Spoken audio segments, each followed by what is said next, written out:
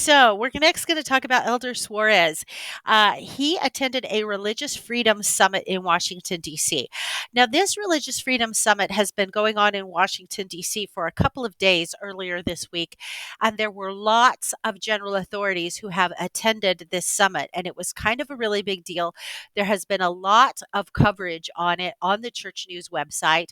I had to kind of pick and choose which stories because we could have spent the whole episode talking about it.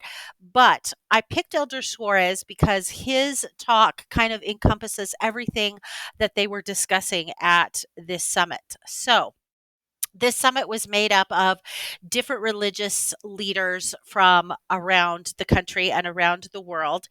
And the message that Elder Suarez uh, was saying at this conference is he said protecting human rights is crucial for preserving peace.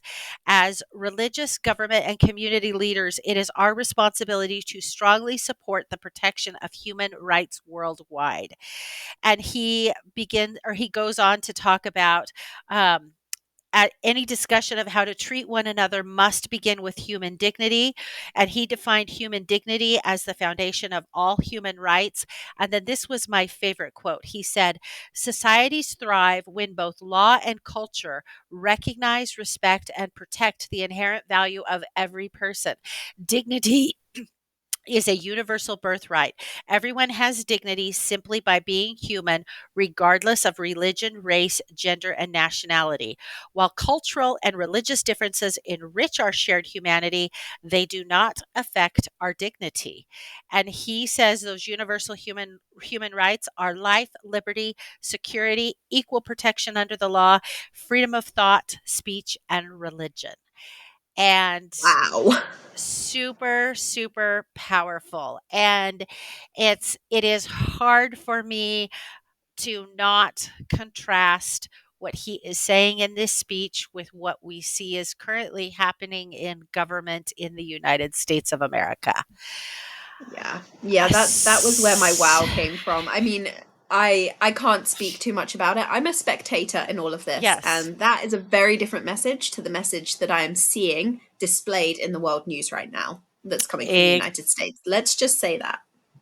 exactly, and every single message that I read that came out of this particular summit, International Religious Freedom Summit, said that very same thing.